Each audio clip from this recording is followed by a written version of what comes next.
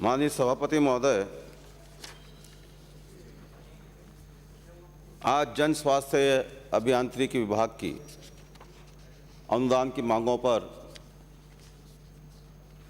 306 कटौती प्रस्ताव आए। मैं सभी माननीय सदस्य जिन्होंने कटौती प्रस्ताव दिए हैं उनको विश्वास दिलाता हूं कि शीघ्र अतिशीघ्र उनके कटौती प्रस्तावों के जवाब उन तक पहुंच जाएंगे। आमतौर पर तो ये कटौती प्रस्ताव ज़्यादा आया करते हैं राठौड़ साहब, लेकिन शायद लगता है कि आप सहित काफ़ी माननीय सदस्य इस बात से को महसूस कर रहे हैं कि पेयजल की समस्या से राजस्थान में निपटने में थोड़ी ज़्यादा रुचि दिखाई जा रही है। मैं उन सभी 36 माननीय सदस्यों का भी आभारी हूं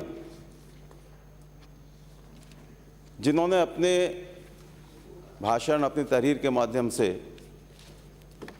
यहाँ अपनी बात रखी। उनके बहुमूल्य सुझाव हमें दिशा दिखाएंगे। मैं उन सभी का एक एक करके जवाब देने के बजाय मैं उन सबको भी लिखित में जवाब भेजूंगा और यह विश्वास दिलाता हूं कि बिना किसी भेदभाव के जो समस्याएं समाधान होने की स्थिति में होंगी, माननीय प्रतिपक्ष नेता महोदय, मैं विश्वास दिलाता हूं कि उन सबको समाधान करने की कोशिश करूंगा। माननीय नेता प्रतिपक्ष महोदय, आपका सम्मान बहुत बड़ा है इस सदन में। आप सबसे वरिष्ठ सदस्य भी हैं। हम सब आपसे प्रेरणा भी पाते हैं, चाहे पक्ष के लोग हों चाहे प्रतिपक्ष के लोग हों। हमारे विचारधारा में विरोधाभास हो सकता, विरोध हो सकता है, लेकिन आपके प्रति सम्मान में या आपके जैसे और वरिष्ठ सदस्य चाहे उधर के हों चाहे इधर के हों, उनके प्रति सम्मान में कोई कमी कभी रहती नहीं है। लेकिन हम आपसे भी ये उम्मीद करते हैं कि जहां राजस्थान के हितों की बात हो, हमें कहीं ना कहीं तो अपने मन की बात कहनी चाहिए। माननीय सभापति महोदय, 2013-2014 से तक जो राष्ट्रीय ग्रामीण पेयजल कार्यक्रम हुआ करते थे, उन राष्ट्रीय ग्रामीण पेयजल कार्यक्रमों के लिए कहीं 90% और कहीं 100% सहायता मिला करती थी। आप बार बार प्रधानमंत्री जी का जिक्र कर रहे हैं। केंद्र सरकार ने कोई बहुत भारी एहसान कर दिया हो हम पे कि उस 90% 100% को घटा के पहले तो 60 और 40 किया, और अब केंद्र की योजनाओं में 50-50% का अनुपात कर दिया। ये कहां का न्याय है माननीय सभापति महोदय? राजस्थान एक विषम भौगोलिक परिस्थिति वाला राज्य है, सब जानते हैं। बड़ा मरुस्थलियां हैं, छितराई हुई आबादी है। हमारे यहां प्रति कनेक्शन जेजेएम की बात करें हम, क्योंकि आज लगभग ये लग रहा है कि जेजेएम ही पीएचडी डिपार्टमेंट है। इतनी बड़ी परियोजना 63,000 करोड़ के करीब की, तो लगता है जेजेएम ही पीएचडी है। उस 63,000 के अलावा पीएचडी का आज हमने 90 अरब का जो ये आपके सामने डिमांड रखी है वो अलग है, लेकिन लगता है जेजेएम ही पीएचडी है। तो जेजेएम में 50-50 का रेशो क्या उचित है? माननीय नेता महोदय, मैं आप ही से पूछना चाहता हूं, अगर राजस्थान की जनता को 90% की या 100% की सहायता मिलेगी तो आप नाराज होंगे या खुश होंगे? एक भी माननीय सदस्य ने सामने से ये नहीं कहा, आज तक नहीं कहा। मैं महामहिम राज्यपाल महोदय को धन्यवाद देना चाहता हूं। माननीय सभापति महोदय, राज्यपालों के सम्मेलन में महामहिम राज्यपाल महोदय ने ये 90% सहायता देने की बात उठाई। माननीय मुख्यमंत्री जी ने 2 बार इस संबंध में पत्र लिखा। एक बार मैंने भी माननीय गजेंद्र सिंह शेखावत, जो हमारे अपने यहाँ के सांसद हैं राजस्थान के, और संयोग से देश के जल संसाधन मंत्री भी हैं, मैंने भी उनको पत्र लिखा, लेकिन कोई जवाब नहीं। राठौड़ साहब, अगर 90% सहायता हो जाएगी तो राजस्थान को खुश होना चाहिए या नहीं होना चाहिए? और अगर खुश होना चाहिए तो आपका सहयोग क्यों नहीं है इसमें? आपने कोर्ट से सहयोग मांगा? हम तो रोज ही सहयोग मांगते हैं, हम तो रोज ही सहयोग मांगते हैं। आप डरते हैं अपने हाईकमान से, आपकी जबान नहीं निकलती। आपको कल प्रियंका गांधी क्या आ गई, आपके सदन के नेता को बुखार चढ़ गया, मुझे अभी भी मालूम पड़ा है। कोई अंकित नहीं होगा। अगर आपने कभी हमें ये कहा हो कि हमारी समस्या के लिए हमारे साथ चलो और हमने ना कहा हो तो बताओ। माननीय नेता महोदय, हमने तो कभी आपसे ये भी नहीं कहा कि आप 50% को जस्टिफाई करो। हमने नहीं कहा कभी आपको कि आप 50% को जस्टिफाई करो। मैं एक आप इतने माननीय सदस्य बोले। एक मिनट प्लीज प्लीज। माननीय नेता प्रतिपक्ष और मंत्री यदि इतने बड़े इस मसले पे, क्या आप गंभीर नहीं है कि इस मसले पे बहुत गंभीर मसला है, आपको इंटरवीन करने की जरूरत नहीं है। माननीय मंत्री महोदय और माननीय नेता प्रतिपक्ष यदि इस बात में कोई सहमति व्यक्त करके यदि भारत सरकार से कोई इमदाद लाते हैं, पूरे राजस्थान का भला होगा। मैं सभी माननीय सदस्य जो बैठे हुए हैं उनसे अपेक्षा करता हूँ, कोई भी माननीय सदस्य जब नेता प्रतिपक्ष, और ये मैं इसको वाद विवाद का विषय बना, मैं स्वयं भी नहीं बनाना चाहता। आसन कतई इजाज़त नहीं देता इस बात की कि जब मंत्री कोई अपना वक्तव्य दे रहे हैं तब मैं ये वाद विवाद का विषय बने। लेकिन चूंकि गंभीर मसला है, आसन भी ये चाहता है, आसन जो है दोनों पक्षों से ये चाहता है यदि इस मसले का समाधान होकर के और भारत सरकार और राजस्थान के बीच में यदि कोई सहमति बनती है 50-50 की, तो ये पूरे राजस्थान का भला है। कोई मान्य सदस्य बीच में इंटरव्यू नहीं करेगा, मैं अपेक्षा रखता हूं आपसे। माननीय सभापति महोदय, आपका धन्यवाद। पूरे दिन भर में मैं एक शब्द नहीं बोला हूं, किसी भी माननीय सदस्य ने कोई बात कही हो, एक शब्द मैं नहीं बोला। मैं आपसे विनती करता हूं, आप मुझे भी शांति के साथ सुनने की कृपा करें।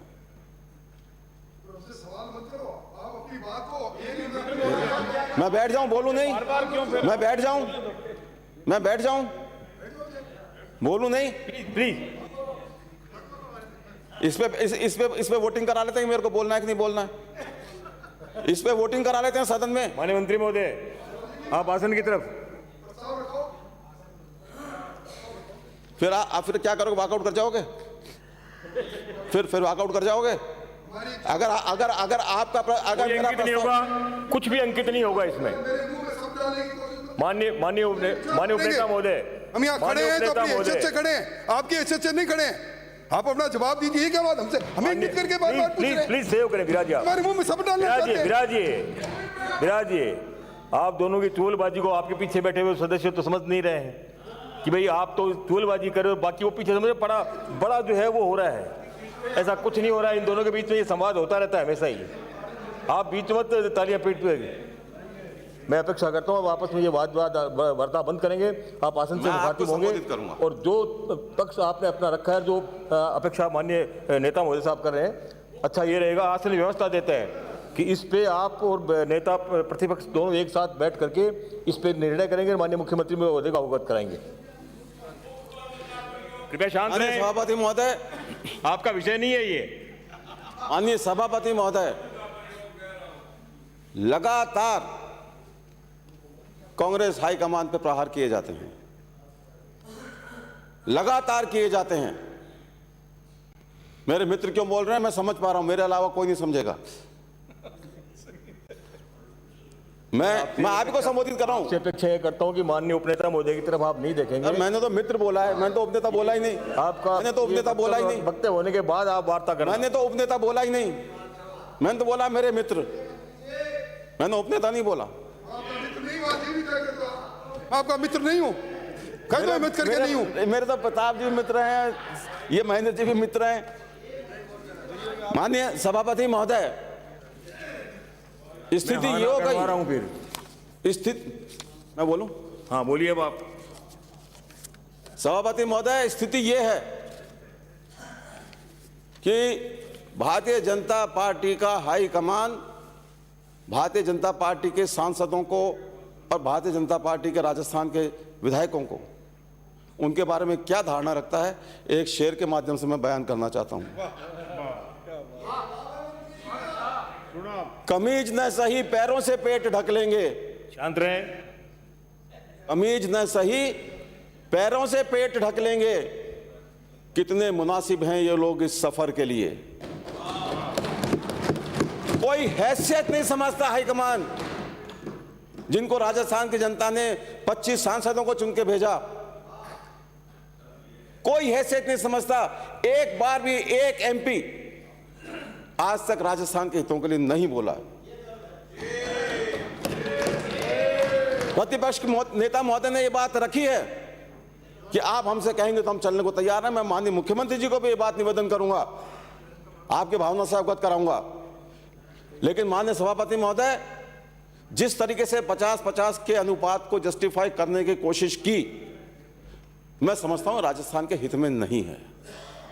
राजस्थान के हितों की रक्षा करने के लिए सिर्फ हम कहेंगे उसी रास्ते पर प्रतिपक्ष चलेगा क्या?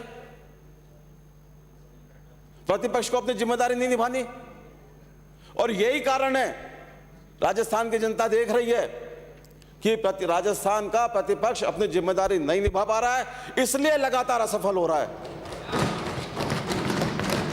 चाहे प्रतिपक्ष के माननीय नेता महोदय हों, चाहे उपनेता महोदय हों, चाहे भारतीय जनता पार्टी के प्रदेश अध्यक्ष हों, इतना मैं विशेष रूप से कहूंगा असफल भी और अहम भी बहुत है।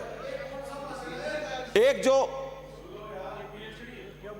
कृपया शांत रहे। महिलाओं के प्रति तो बिल्कुल ही सम्मान नहीं है इनकी। हमारे किसी नेता की बर्थडे हो, मैं सदन की बात कर रहा हूं, राठौड़ साहब प्लीज, मैं भी नहीं बोला, आप क्या बोलते हो मैं भी नहीं बोलता, आप मेरे को सुने कृपया।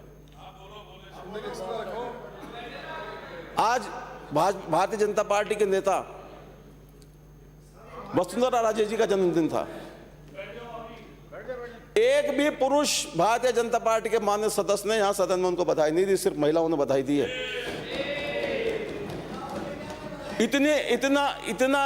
इतना अंतर सोच में, महिलाओं के प्रति यह सम्मान। तो ये राजस्थान की जनता के बारे में क्या सोचेंगे माननीय सभापति महोदय? मैं बहुत ज्यादा लंबी बात भी नहीं कहूंगा सभापति महोदय, बहुत शॉर्ट में अपनी बात कहूंगा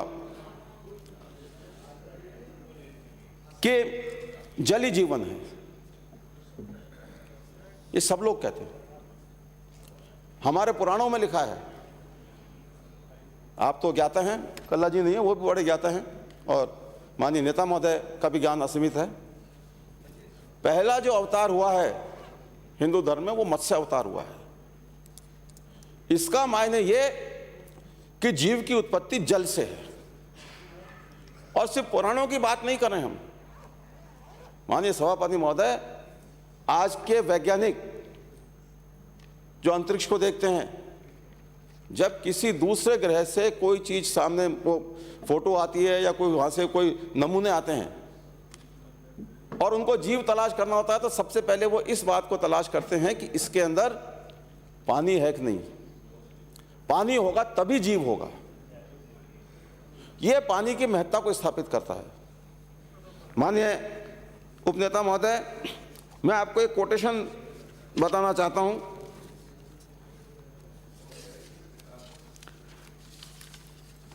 The earth, the air, the land and the water are not inheritance from our forefathers, but on loan from our children. So we have to hand over to them at least as it was handed over to us. यानी पृथ्वी, वायु, भूमि और जल हमारे लिए पूर्वजों की विरासत नहीं है, बल्कि यह हम पर, हमारे ऊपर बच्चों का ऋण है। हमें ये सब बच्चों को उसी रूप में वापस सौंपना है जिस रूप में ये हमें प्राप्त हुए हैं। ये महात्मा गांधी का कथन, इसकी कसौटी पर हमें खुद को परख कर देखना चाहिए। ये कोई पक्ष प्रतिपक्ष की बात नहीं है, एक सामान्य बात है। हम किस प्रकार भावी पीढ़ियों के साथ न्याय कर पाएंगे? आज जल दोहन की क्या स्थिति हो रही है? केप टाउन की स्थिति में बहुत सारे हैं, लेकिन केप टाउन में अनाउंसमेंट करके पानी के दुरुपयोग को रोकने की बातें हो रही हैं। इतनी भयावह स्थिति है। माननीय सभापति महोदय, अगर हम नहीं चेते तो वो स्थिति राजस्थान में भी हो सकती है, कहीं भी हो सकती है। इसलिए मैं माननीय सभापति महोदय आपके माध्यम से सभी माननीय सदस्यों से और पूरे राजस्थान की जनता से यह अपील करना चाहता हूं कि अगर हमें पृथ्वी पर जीवन को बचाना है तो जल को बचाना होगा, जल के प्रति अपनी महती जिम्मेदारी को निभाना होगा। मुझे बहुत अच्छा लगा, बहुत सारे सुझाव। हम जब राजनीति में होते हैं अपनी व्यक्तिगत बातें भी करते हैं, सार्वजनिक बातें भी करते हैं, लेकिन बहुत सारे माननीय सदस्यों ने इन सब से ऊपर उठकर मानवता के संदेश देने की भी कोशिश की है। मैं माननीय नेता प्रतिपक्ष के लिए कह रहा था कि हम सब लोग सम्मान करते हैं, लेकिन मैं माफी के साथ कहना चाहता हूं, ये जब बात करते हैं माननीय नेता महोदय, अगली पीढ़ियों की बात करते हैं, हमको अगली पीढ़ी के लिए क्या छोड़ना, बहुत अच्छा लगता है। हमको लगता है हम सीख रहे हैं इनसे। मैं तो बहुत जूनियर हूं, मेरे से सीनियर लोग हैं, धारीवाल जी जैसे लोग भी माननीय नेता प्रतिपक्ष महोदय से सीखते हैं, जब ये खुद भी बहुत वरिष्ठ हैं। लेकिन मुझे एक जगह बहुत दुख हुआ, जब ओल्ड पेंशन स्कीम की बात आई, और पेंशन की स्कीम मेरे डिपार्टमेंट से भी जुड़ी है माननीय सभापति महोदय, मेरे भी जो डिपार्टमेंट के कर्मचारी उनको पेंशन मिलेगी। माननीय नेता प्रतिपक्ष महोदय ने क्या कहा, हंसी उड़ाने वाले अंदाज में कहा, किसने देखा 30-32, कौन रहेगा कौन जाएगा। जहां हम बात करते हैं अगली पीढ़ियों की, वहां हम 30-32 के बारे में चिंता करने लग गए। सभापति महोदय, अगर आजादी की लड़ाई इस भावना से लड़ी होती कि आजादी कौन देखेगा और कौन नहीं देखेगा, तो देश आजाद नहीं होता।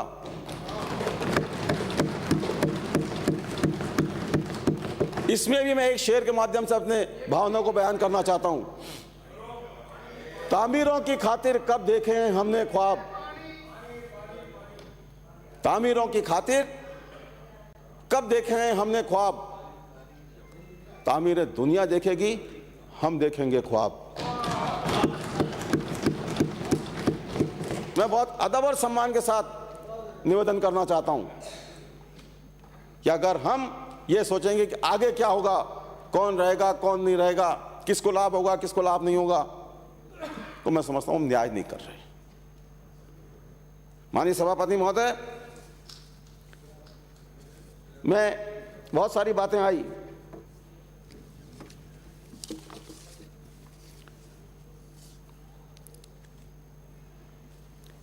मैं आभारी हूं उन बातों पे जो अभी नेता प्रतिपक्ष महोदय ने और उपनेता महोदय ने कही। हम आपसे भी आग्रह करेंगे कि राजस्थान की जनता को, जब राज्यपाल महोदय से हम आग्रह करते हैं, उन्होंने किया कि 90% और 100% का शेयर दिलवाने की कृपा करें। बहुत सारे माननीय सदस्यों ने अपनी बातें लिखित में भी दी हैं और उनका जवाब देने के लिए मैंने कहा है, लेकिन चंद बातों की तरफ मैं जरूर ध्यान आकर्षित करने की कोशिश कर रहा हूं।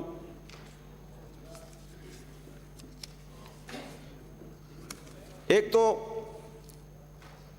मुख्यमंत्री बजट घोषणा, आम जन को राहत पहुंचाने के लिए मैं प्रत्येक विधानसभा क्षेत्र में आवश्यकता अनुसार 40 हैंडपंप और 10 ट्यूबवेल तक लगवाए जाने की घोषणा करता हूं। के तहत, ये मेरी घोषणा नहीं है, के तहत 133 विधानसभा क्षेत्रों में, यह मुख्यमंत्री बजट घोषणा थी, 133 विधानसभा क्षेत्रों में 5405 हैंडपंप एवं 31 विधानसभा क्षेत्रों में 825 नलकूप स्वीकृत किए गए हैं। आज तक 2016 हैंडपंप खोदे जा चुके हैं, जिनमें से 1533 कमीशन किए जा चुके हैं। इसी प्रकार 433 नलकूप खोदे जा चुके हैं, जिनमें से 226 कमीशन किए जा चुके हैं। मैं माननीय सभापति महोदय, हैंडपंप और बोरिंग के बारे में आगे के लिए निवेदन करना चाहता हूं। कि हैंडपंप स्थापित करने के कुछ मापदंड हैं। जनसंख्या प्रति 100 व्यक्तियों पर एक हैंडपंप लगाने का प्रावधान, ट्राइबल डांग क्षेत्र में प्रति 50 व्यक्तियों पर हैंडपंप लगाने का प्रावधान है। यदि हैंडपंप स्थापित करने के स्थान से 100 मीटर की दूरी पर अन्य स्रोत नहीं है, यानी उस स्थान से 100 मीटर दूरी तक स्रोत उपलब्ध नहीं है, तो हैंडपंप लगाया जा सकता है। टाइम फ्रेम, जनसंख्या एवं दूरी के इन प्रावधानों के अलावा यदि किसी स्थान पर पानी लाने में 30 मिनट से अधिक समय लगता हो, तो वो भी दूसरा हैंडपंप उस क्षेत्र में लगाया जा सकता है। ट्यूबवेल लगाने के भी मापदंड हैं। हाइड्रोलॉजिस्ट की फिजिबिलिटी रिपोर्ट होनी चाहिए, पोर्टेबल वाटर होना चाहिए और पावर की अवेलेबिलिटी होनी चाहिए। मैं सभी माननीय सदस्यों को, चाहे पक्ष के हों चाहे विपक्ष के हों, मैं ये विश्वास दिलाता हूं कि इन मापदंडों को पूरा करने वाले मांगों पर मैं बिना किसी भेदभाव के विचार करूंगा, ये मैं आपको विश्वास दिलाता हूं। एक विचार करूंगा तो मैं कर दूंगा, यही मानो आप।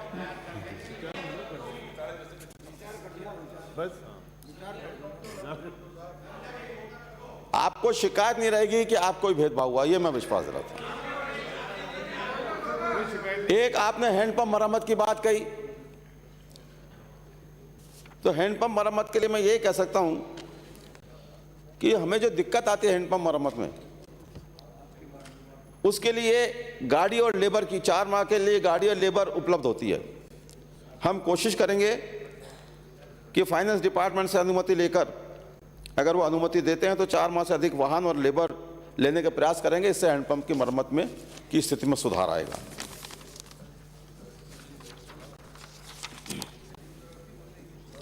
कुछ प्रशासनिक मुद्दे, क्योंकि भर्ती के इन संबंध में आपने मेरे सामने बात रखी।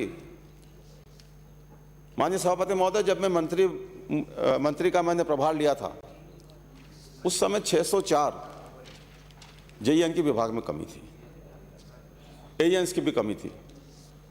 हमने कल रात को ही काफ़ी कुछ ऑर्डर्स जारी किए हैं। मैं कुल मिला के आपको स्थिति बताता हूं कि विभाग में लंबे समय से सहायक अभियंता एवं कनिष्ठ अभियंता के पद रिक्त चल रहे हैं। सरकार द्वारा इन पदों को भरने के लगातार प्रयास किए जा रहे हैं। राजस्थान लोक सेवा आयोग द्वारा चयनित किए गए 312 सहायक अभियंताओं में से 267 को नियुक्ति दी जाकर पदस्थापन किया जा चुका है। ये आज की स्थिति है। हो सकता है कल सुबह आपने अगर पता किया हो तो उसमें अंतर हो, क्योंकि इसमें से काफ़ी आदेश रात को भी जारी हुए हैं। इसके अलावा सहायक अभियंताओं के 368 रिक्त पदों पर भर्ती हेतु अभ्यर्थना राजस्थान लोक सेवा आयोग जयपुर को भिजवाए जाने की कार्रवाई प्रक्रियाधीन है। उन्होंने नोटिफिकेशन निकाल दिया है कर्मचारी चयन बोर्ड ने, और मैं उम्मीद करके चलता हूं कि एक तो इन 368 में हम 93-94 और पद बढ़ाएंगे और कोशिश करेंगे कि ये जुलाई अगस्त तक ये भर्तियां लगभग पूरी हो जाएं। मैं उम्मीद करके चलता हूं जुलाई अगस्त, मान लीजिए सितंबर तक, ये जो जेईएन की पुरानी जो कमी थी, उस कमी को हम लगभग पूरा करने की कोशिश कर रहे हैं। अभी जो स्थिति है, राजस्थान कर्मचारी चयन बोर्ड जयपुर द्वारा चयनित कनिष्ठ अभियंताओं के विभाग में 177 रिक्त पदों पर भर्ती अंतर्गत अब तक 173 कनिष्ठ अभियंताओं को नियुक्ति दी जाकर, जिसमें कल रात की भी नियुक्तियां शामिल हैं, पद स्थापन किया जा चुका है।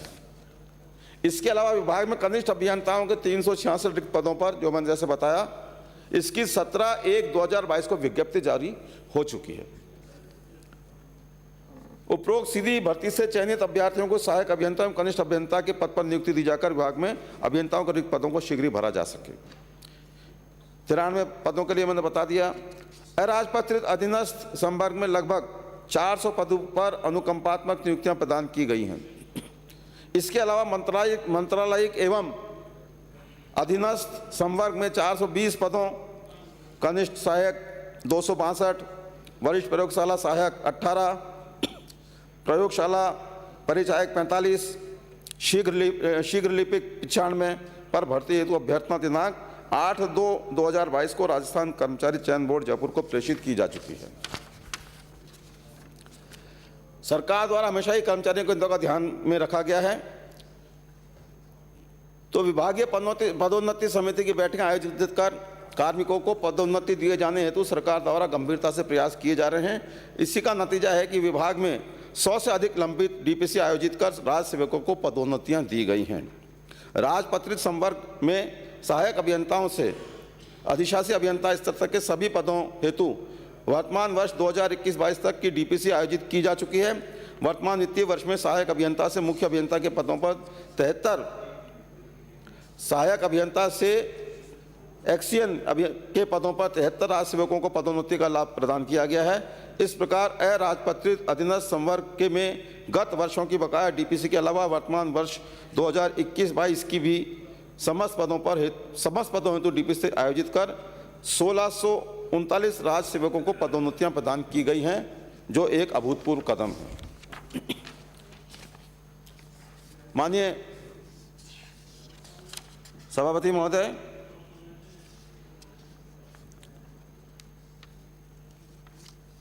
मैं कुछ और भी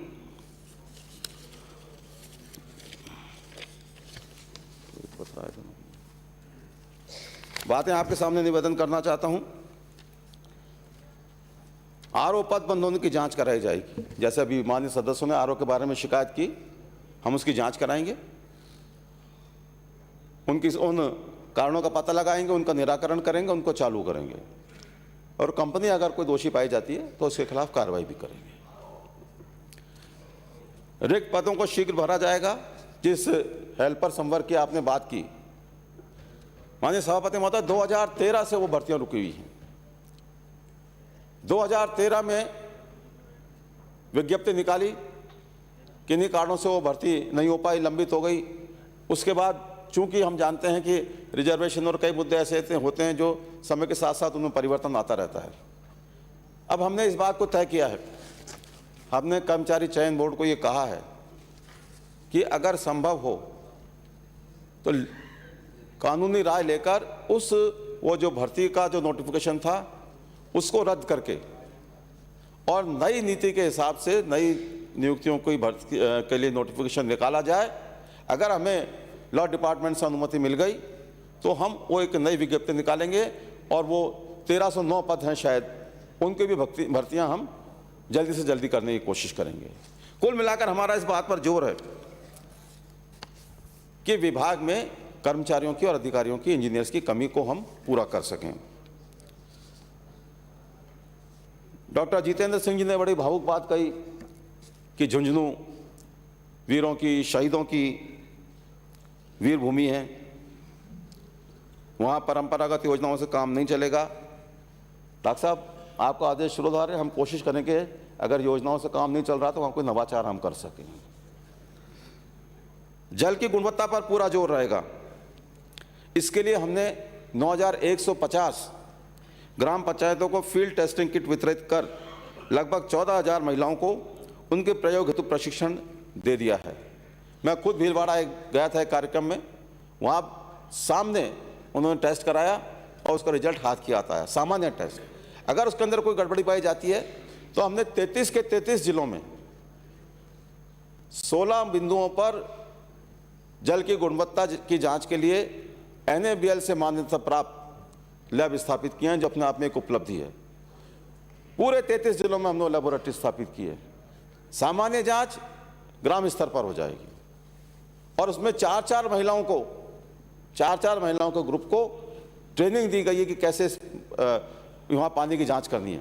वहाँ अगर गड़बड़ी पाई जाती है तो जिला स्तर पर उसकी जांच होगी, लेकिन पानी की गुणवत्ता से कोई समझौता नहीं होगा। हम हर हाल में शुद्ध पेयजल राजस्थान की जनता को पिलाने के लिए संकल्पबद्ध हैं। अनेक माननीय सदस्यों ने नए खंड खोले जाने की भी इच्छा जताई है।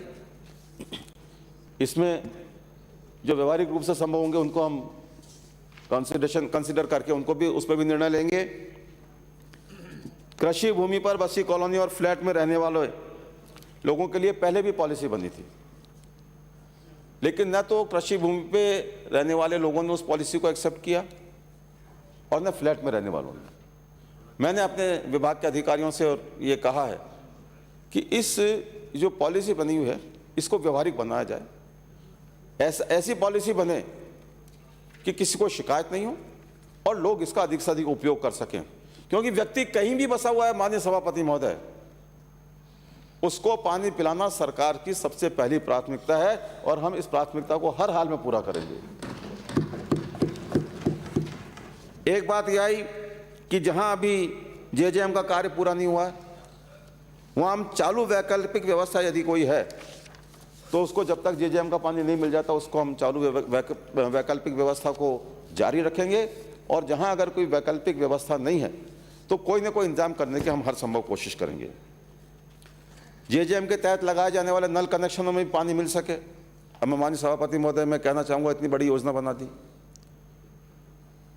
और प्रधानमंत्री जी ने खुद 2018 में राजस्थान आकर ईस्टर्न राजस्थान कैनाल प्रोजेक्ट को राष्ट्रीय परियोजना बनाने की घोषणा की, एक बार नहीं 2 बार,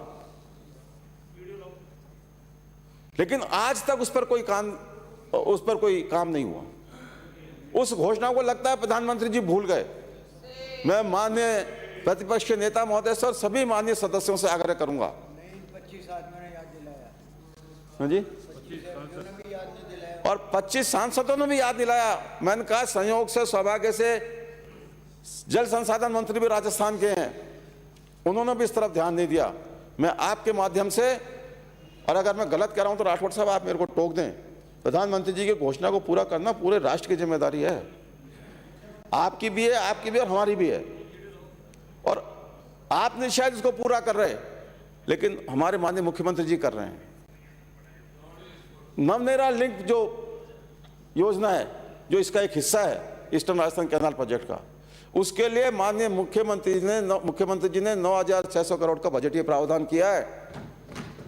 आप आग्रह करें प्रधानमंत्री जी से कि आके इस योजना का भी शुभारंभ करें, इसका शिलान्यास करें, और साथ में ईस्टर्न राजस्थान कैनाल प्रोजेक्ट को भी राष्ट्रीय परियोजना की घोषणा यहाँ करके जाएं, तो आप और हम सभी उनके आभारी होंगे। आप कोशिश तो करें, एक बार कहें, मांग करें, आग्रह करें। आप मांग नहीं करेंगे, मांग तो हम करेंगे। आप आग्रह करें प्रधानमंत्री जी से, सुना नहीं जा रहा है। माननीय अध्यक्ष महोदय, इसी के साथ व्यर्थ बहने वाले पानी को रोकने के हर संभव प्रयास होंगे। हमने छीजत को काफी हद तक कम भी किया है। इससे जो पानी व्यर्थ जाता है, कई बार हमने देखा कच्ची बस्तियों में पानी व्यर्थ जाता है। प्रताप सिंह जी की और मेरी कॉन्स्टिट्यूंसी में तो जयपुर के लगभग सारी कच्ची बस्तियां हैं। सभापति महोदय, पाइप डाला हुआ है, जिसको जितना पानी लेना है उतना ले लिया और उसमें बाकी पानी बहता रहता है। तो हम पानी की इस व्यर्थ बहने को भी रोकेंगे। माननीय सभापति महोदय, आज जैसा मैंने पहले कहा महिला दिवस है। मैं सभी नारी शक्ति का सम्मान करते हुए उन्हें बधाई देता हूं, और इस उपलक्ष्य पर मैं जन स्वास्थ्य अभियांत्रिकी विभाग में पिंक डिवीजन खोले जाने की घोषणा करता हूं। पिंक डिवीजन का मतलब आपके पिंक कपड़ों से नहीं है राठौड़ साहब। महिला सशक्तिकरण की दिशा में सभी भर्तियों में 30% महिलाओं के आरक्षण का प्रावधान किया जा चुका है। महिला सशक्तिकरण को एक कदम और आगे बढ़ाते हुए संभागीय मुख्यालयों पर स्थित जन स्वास्थ्य अभियांत्रिकी विभाग के समस्त क्षेत्रीय कार्यालयों के, मतलब एडिशनल चीफ इंजीनियर के कार्यालय में के अंतर्गत एक डिवीजन कार्यालय को पिंक डिवीजन में परिवर्तित किए जाने की घोषणा करता हूं, जिसमें सारे पूरे डिवीजन में हर पद पर महिला होगी उस पिंक डिवीजन में। ये नारी शक्ति के प्रति हमारा सम्मान है। और एक और बात कहने के साथ कि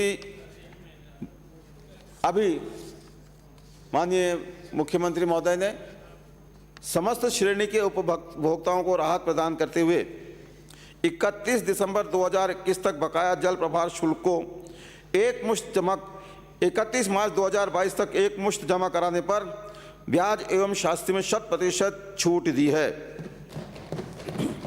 ये अपने आप में एक बड़ी राहत है।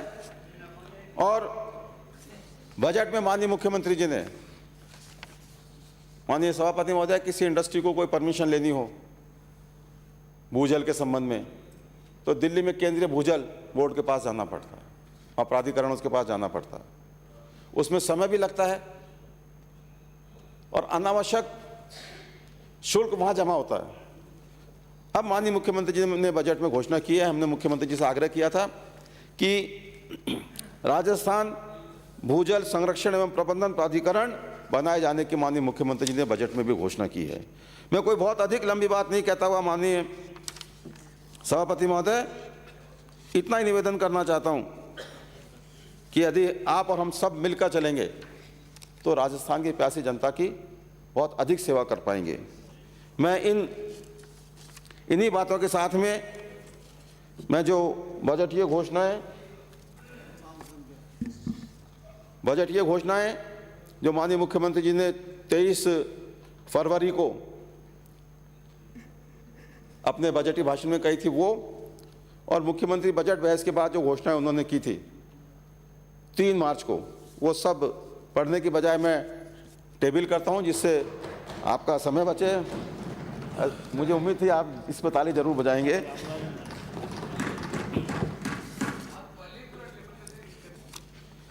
जेजेएम के बारे में एक बात और कह के कि मैंने जैसा स्वीकार किया राठौड़ साहब, मेरे को कोई संकोच नहीं स्वीकार करने में, जहां हमें कमी है तो हम कमी को स्वीकार करते हैं।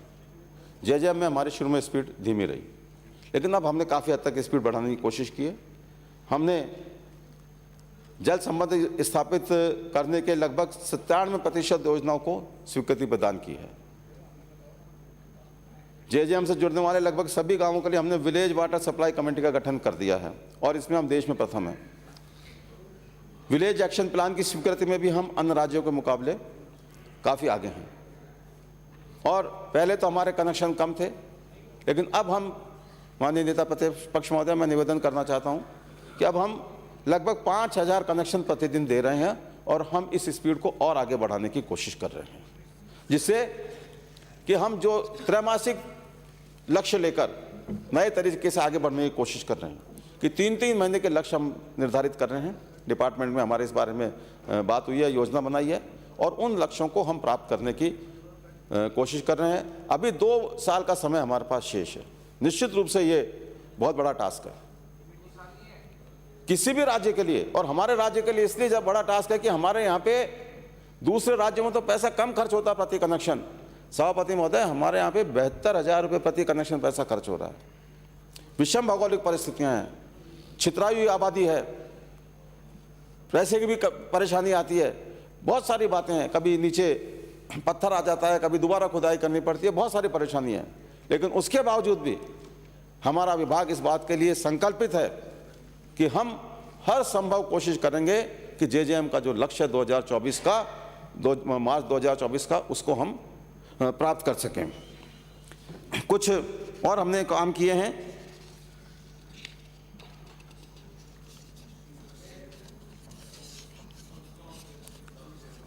कुछ ग्रामीण इलाकों के लिए किए हैं, कुछ शहरी इलाकों के लिए किए हैं। अगर आप अनुमति दें तो पूरा पढ़ूं, नहीं तो टेबल कर दूं। बोलो राठौड़ साहब। नहीं यार, ऐसा मत करो, इनके साथ थोड़ी दुश्मनी है आपकी। पढ़ देता हूं।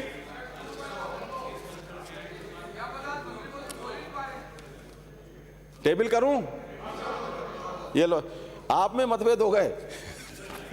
मैं, माननीय सभापति महोदय, मेरे इस भाषण को भी मैं टेबल करता हूं और माननीय सभापति महोदय, मैं निवेदन करता हूं, वो कहाँ गया?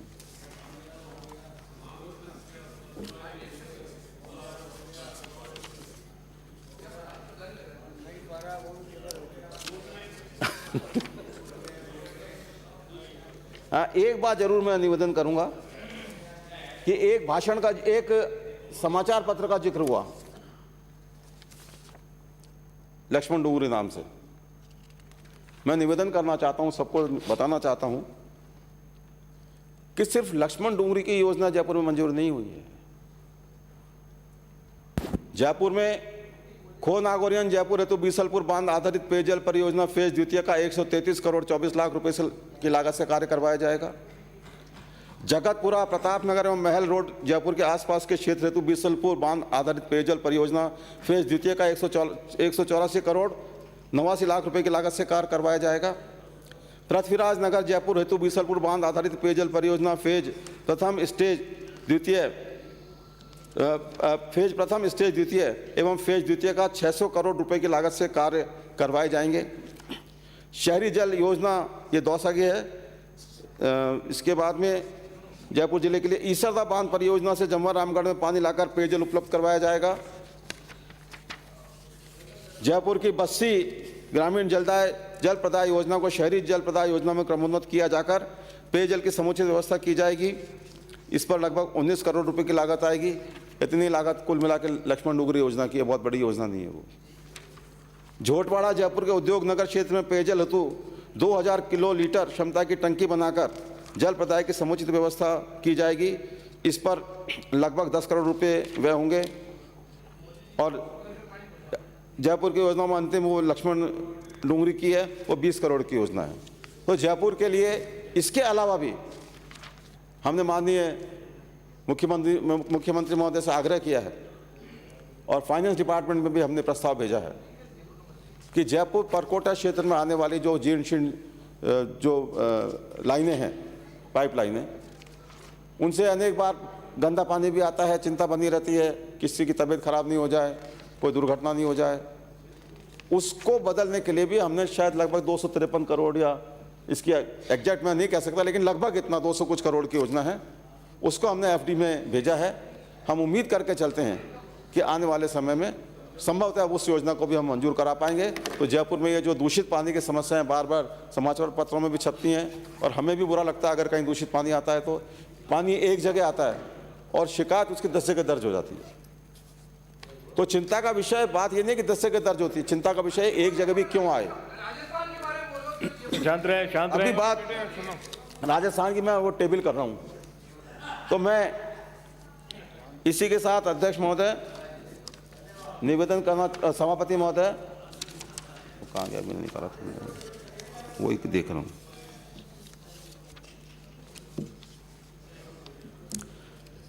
मैं सभापति महोदय मैं प्रस्ताव करता हूं कि मांग संख्या 27 पेयजल योजना पारित की जाए। प्रश्न ये है कि